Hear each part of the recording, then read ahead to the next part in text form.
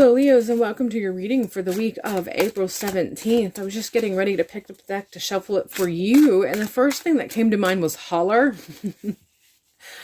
And I was kind of taken aback by the song from, oh my goodness, over 20 years ago that starts out with that term, but that's not the focus. The focus is holler, as in calling something to you, calling something back to you. So there's some calling that's happening, wakening up to your calling.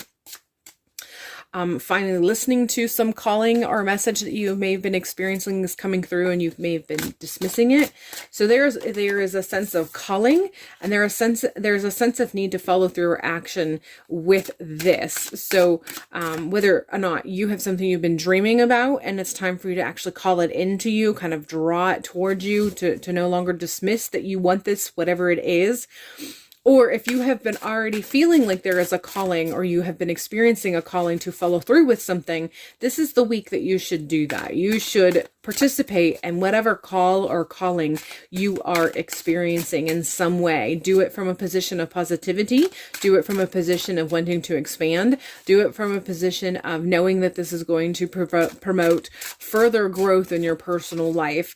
And again, this is just, this feels like it's your whole life encompassed. It's not like one avenue or one layer of your life, as much as it's any aspect or layer of your life. All of it is going to be influenced by this, especially if you really participate in whatever calling experience this is that I was just mentioning. So let's go ahead and get the first card and get a sense of what this message is. We have Queen of Swords. And so I feel like this is just letting you know that you need to allow your rational, logical, analytical self to be influenced by your emotions.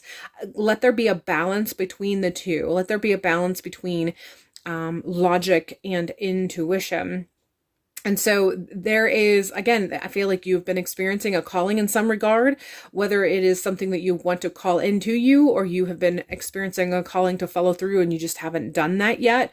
Either way, they're letting you know that you can approach this from a perspective of being rational and analytical, being very wise, being very logical regarding your approach. However, your logic can also be guided by your intuition. Your logic can be guided from the other side, and you can actually find a way to rationalize your intuition, but it's not necessary, because you already experience it. When you know what you know, you already experience that understanding deep within your core that this rational perspective is also intuitively guided, or that this intuitive guidance that you've received is actually a rational, logical step forward. And so they're just calling you this week to make sure that you are getting that balance. Allow that balance to happen.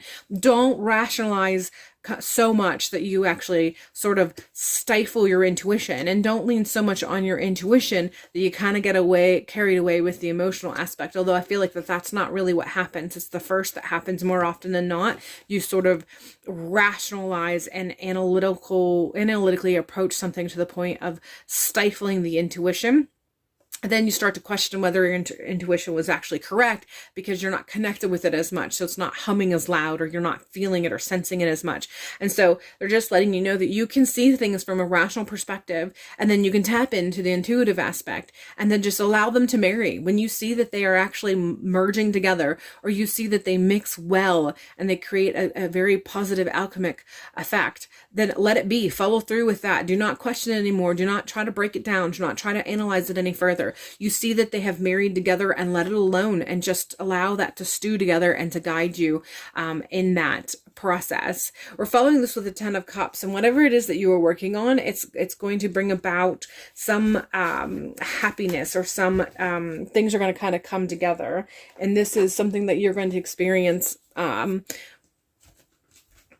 The beginnings of it is going to be this week. It's not so much that you're going to experience the fulfillment of this week. You're going to start seeing things kind of coming together. The fulfillment of it is later. So this is kind of the starting process. Whatever it is that you're focusing on, whatever it is that you're working towards or on, this is something that's coming in the future for you. So you're beginning the process now. You are being guided by your intuition to put some steps forward, and you're doing it from a very logical perspective, guided by your intuition. And this is the stepping stones for something that you are working towards. This feels, whatever it is that you're working towards, the fulfillment seems like it's in October, or it seems like it's 10 months. I'm getting the number 10. So it's something that is involved with the number 10. Some of you, it could be something as close as 10 weeks away. I feel like the good bit of you, it is October. Those of you, I feel like a good bit of you also you know what I'm talking about. You know what I'm referencing. You know the timeline that I am sort of tapping into. But the number 10 is coming up whenever I'm discussing this. And I feel that for a good lot of you, it is the actual month of October. For a few of you, it is 10 months from now. And then there is a very small margin of you that you already know it's not that long. So when you hear that time frame, you say, no, that doesn't apply. You are more along the 10-week point of view. If you do not know the time frame, or they don't resonate, then you are more of the October or the 10 months from now timeline that I'm referencing. So yeah, there's just some shifts that you are supposed to be participating in, and allowing yourself to engage both your intuitive and your rational, logical mindset while you engage. Desire is the final card, and I feel like this is just allowing you to know you should allow your desire to guide you. The things that you desire in life, the things that you know would give you fulfillment and pleasure and happiness from a positive perspective, that it makes you feel that your life is alight and alive. You should be engaging in those things, as long as they're healthy. Obviously, that should go without saying, but I feel like in today's day and age, I have to give that little caveat. Make sure that you are following and pursuing things that are positive and that are actually not toxic, whatever the case may be. But that being said, that little disclaimer having been put out of the way, follow the things that are what you desire. Follow the things that you know will give you personal fulfillment and joy. These are the things that are what make life worth it. So if you're not desiring, you're not finding those moments of fulfillment, you need to practice that. You need to get in a better habit of saying yes to things that you desire and bring you pleasure and joy. All right, Leo, that is all I have for you for this week. I hope this has provided you some enlightenment regarding events that may be providing opportunity for you in the week of April 17th. And hopefully I will see you in a future video.